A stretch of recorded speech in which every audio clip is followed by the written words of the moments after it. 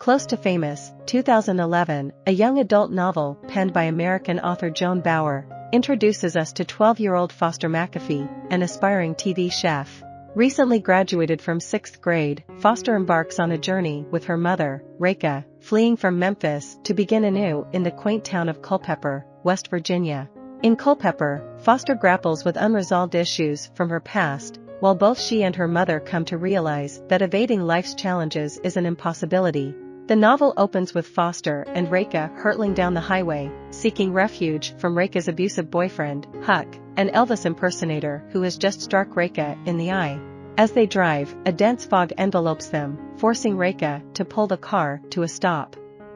It becomes apparent that they've parked perilously close to a cliff's edge. Stranded and unable to restart their vehicle, they are rescued by Kitty and Lester, compassionate passers-by. Kitty and Lester not only save them from a dangerous situation but also offer them shelter in their Airstream trailer, affectionately named the Silver Bullet, situated in their backyard. Filled with gratitude, Foster and Reka move their modest belongings into the trailer and contemplate their next steps. Amidst the turmoil of this abrupt relocation, Foster also grapples with the grief of losing her father, who tragically perished while serving in the army during a tour in Iraq. His plane was shot down, leaving Foster with precious mementos, a pillowcase containing his possessions, letters he wrote to her, his dog tags, a commendation, wedding cufflinks, a keychain, and a small Irish flag, as cherished reminders of her beloved daddy. While unloading her belongings into the Airstream, Foster experiences a heart-wrenching moment when she realizes she left her cherished pillowcase behind in Memphis. Soon after settling in Culpepper, she encounters Macon Dillard during a shopping trip to the local grocery store. Like Foster, Macon harbors ambitious dreams. He aspires to become a documentary filmmaker, with a particular interest in creating a documentary about the upcoming prison in Culpepper. In the meantime, he works for Miss Charlena Hendley, a former Hollywood star. Macon extends an offer to introduce Foster to Miss Charlena. Their initial meeting with Miss Charlena doesn't exactly go smoothly, as the famous actor expresses a lack of enthusiasm for Foster. Meanwhile, Foster gradually acquaints herself with the diverse inhabitants of the quirky town of Culpepper. Among them are Percy and her son, Garland, Foster's age, who operate the Helping Hands House and actively campaign against a major chain of taco restaurants attempting to acquire the church built by Percy's late husband. Angry Wayne, the owner of Angry Wayne's Bar Grill, agrees to start selling Foster's delectable cupcakes.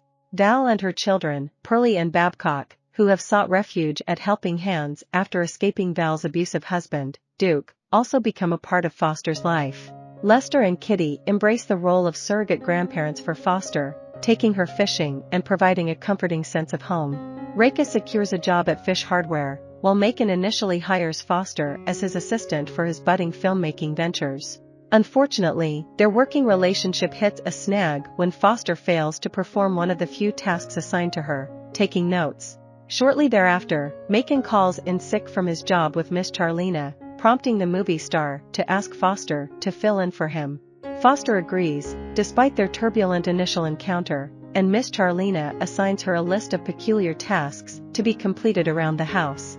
However, as Miss Charlena observes Foster's challenges in completing the tasks on the list, she stumbles upon a startling revelation that Foster has meticulously concealed throughout her life. Foster McFee cannot read.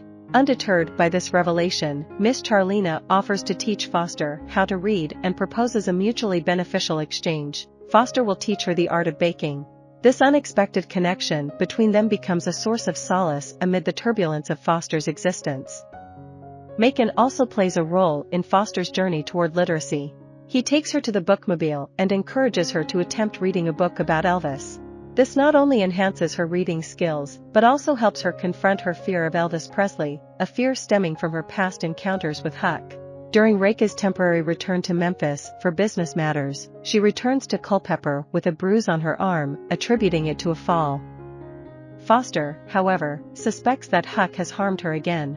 To Foster's immense relief and joy, Reka brings back the precious pillowcase containing Daddy's possessions.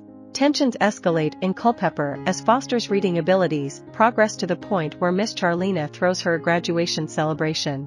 Duke's arrival at Helping Hands and his attempt to coerce his family to leave at knife point culminate in Foster keeping him engaged in a conversation about cupcakes until angry Wayne intervenes and makes a citizen's arrest. The sale of the church to the taco chain falls through, and Huck arrives in Culpepper with hopes of winning back Reka and Foster, only to face charges pressed against him by Reka for the previous harm he inflicted. When Foster learns that her favorite TV chef, Sonny Kroll, has been involved in an accident, she takes action by having Macon film her cooking and sending it along with a handwritten letter to the star. Sonny's response brings immense joy to Foster's heart.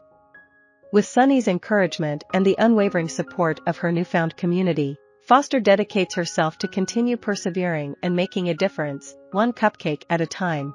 I hope you enjoyed this video. Leave a like if you did and be sure to subscribe. Thank you.